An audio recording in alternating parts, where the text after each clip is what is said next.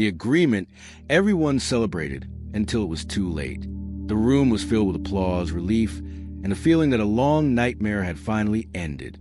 Pens moved, hands were shaken, and the world declared the conflict resolved.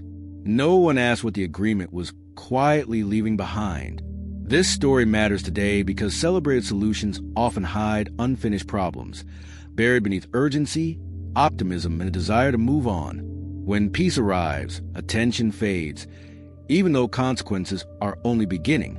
The emotional relief that accompanies the end of conflict creates a powerful incentive to avoid examining the terms of that ending too closely. Scrutiny feels ungrateful. Criticism feels destabilizing. And so the agreement enters the world shielded by the very exhaustion that made it necessary. At the time, exhaustion defined every decision. Years of instability had drained patience, resources, and political will, making compromise feel not only reasonable, but necessary. The participants in the negotiation were not seeking optimal outcomes. They were seeking survival. The agreement was shaped less by vision than by fatigue, less by aspiration than by the desperate need to stop the bleeding. Leaders framed the agreement as balanced and final, promising that shared responsibility would prevent future conflict and allow society to heal. The language emphasized unity, closure, and progress. Each word was chosen to reassure populations that the sacrifices of the preceding years had been worth enduring, and that the future would justify the cost. The narrative of resolution was as important as the resolution itself, because public support depended on belief that the agreement represented a genuine ending rather than a pause. What went largely unexamined was how the agreement locked divisions into structure, turning temporary compromises into permanent systems. Instead of resolving tension, it organized it. The mechanisms of power sharing, resource allocation, and institutional design that the agreement established were built around the existing lines of division, formalizing them into the architecture of governance. What had been a fluid, contested boundary became a fixed structural feature. At first, the results looked promising. Violence declined, institutions resumed function, and daily life slowly stabilized. The immediate metrics of success were clear and compelling. People who had lived in fear could now move freely. Services that had been disrupted could now operate. The tangible improvements in daily life validated the agreement and silenced most early criticism. Celebration replaced scrutiny, and relief replaced debate. But beneath the surface, the agreement was quietly shaping a future no one had fully considered. And by the time its consequences became visible, it was already too late to undo them. As the celebration faded, the agreement began to govern daily life through rigid frameworks designed to preserve balance rather than encourage cooperation. Power-sharing mechanisms froze political identities in place, rewarding representation over problem-solving and discouraging compromise.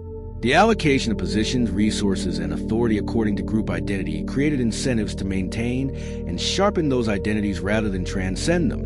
Political leaders gained power by representing their group's interests within the framework, not by building coalitions across group lines. Institutions functioned, but slowly, constrained by rules meant to prevent dominance rather than enable progress. Every significant decision required agreement among parties whose interests were structurally opposed, creating a decision-making process that was designed for balance but produced paralysis. The system could prevent any single group from acting unilaterally, but it could not produce the collective action that governance requires. Economic recovery stalled, not from lack of effort, but from uncertainty created by overlapping authority and unclear responsibility. Investment requires predictability, and the agreement's complex power-sharing arrangements made it difficult for anyone to know who had the authority to approve, regulate, or guarantee commitments. The jurisdictional ambiguity that protected balance also prevented the clarity that economic development requires. Citizens adapted outwardly, while frustration grew quietly, as opportunities were limited by systems that could not evolve. The daily experience of living within the agreement's framework was one of constant minor friction, as ordinary activities encountered institutional complexity designed for a different purpose than service delivery. Leaders defended the structure as necessary for stability, warning that change risked reopening old wounds. The threat of return to conflict became the primary argument against reform, creating a dynamic in which the agreement was protected not by its merits, but by the fear of what might replace it. What had been sold as unity was increasingly experienced as stagnation. Temporary safeguards became permanent arrangements. The agreement had ended violence, but it had also limited the future, and the cost of that limitation was only beginning to surface. The conflict deepened as the rigid system began amplifying the very divisions it was meant to contain. Political competition hardened into zero-sum standoffs, where compromise threatened identity rather than advancing solutions. The structure of the agreement made every political contest a test of group loyalty rather than a deliberation about policy, because the stakes of each decision were defined by its impact on the balance of power between groups rather than by its impact on the population as a whole. External actors adapted to the arrangement, engaging selectively and reinforcing separation instead of encouraging reform. International partners who had brokered or supported the agreement had their own interests in maintaining it, and those interests did not always align with the needs of the population living under it. Public trust eroded as institutions appeared more focused on preserving balance than serving citizens.